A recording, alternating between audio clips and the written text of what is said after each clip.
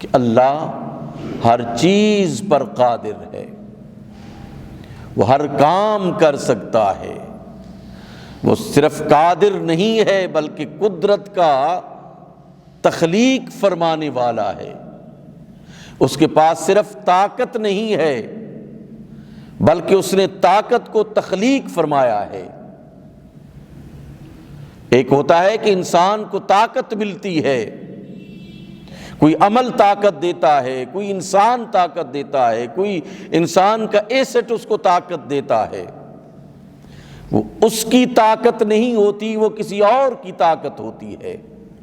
لیکن اللہ جل شانہ کی تمام طاقتیں اپنی ہیں، وہ خالق ہے تمام طاقتوں کا، اس لیے وہ ہمیں عطا فرماتا ہے اور بہت عطا فرماتا ہے۔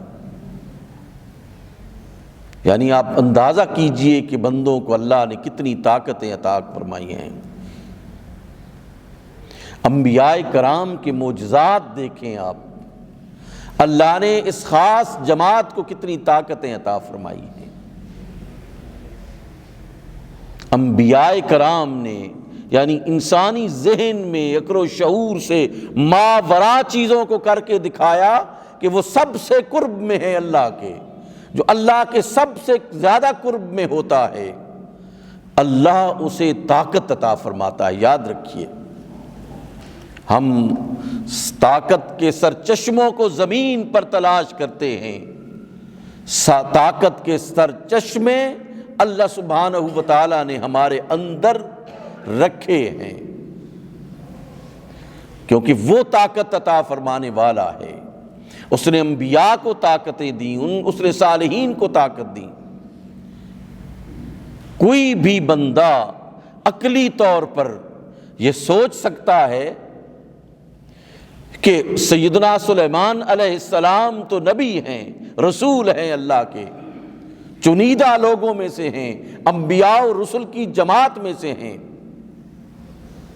لیکن آصف بن برخیہ کیا ہے؟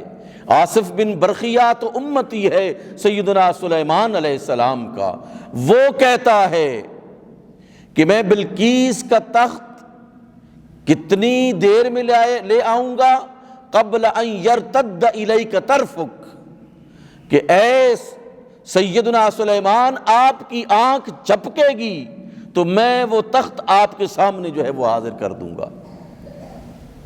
یہ کوئی مادی طاقت کی وجہ سے نہیں کیا، یہ اس روحانی طاقت کی وجہ سے کیا جو اللہ عطا فرماتا ہے انسان کو۔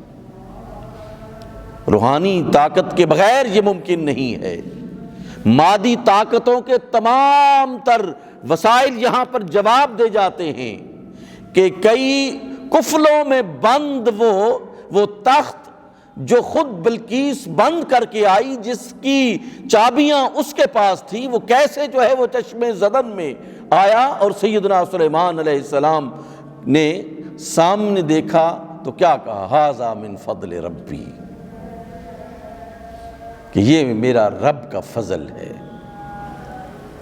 تو یہ طاقت اللہ دیتا ہے انسان کو۔ یاد رکھیے، ہمیں اپنے کنسیپٹ جو ہے وہ کلیئر کرنی چاہیے کہ طاقت کے تمام تر سرچشمے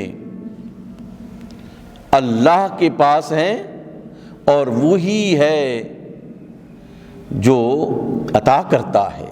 انبیاء کرام فاستبقوا الخیرات میں یعنی اچھائی کے کاموں میں سب سے آگے ہوا کرتے تھے۔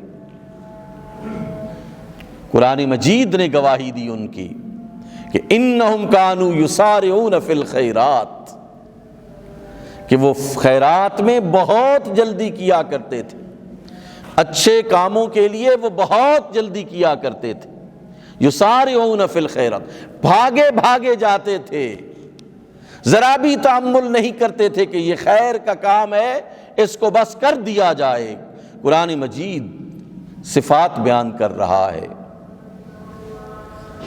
اپنے نیک بندوں کی، جو اللہ کے نیک بندے ہیں، جو قرآن مجید ان لوگوں کو ان کی تعریف اوصاف بیان کر رہا ہے۔ انہم کانوا یسارعون فی الخیرات، کہ وہ خیرات کے کاموں میں جلدی کیا کرتے تھے اور ان کا تعلق صرف رب العلا کے ساتھ ہوتا تھا۔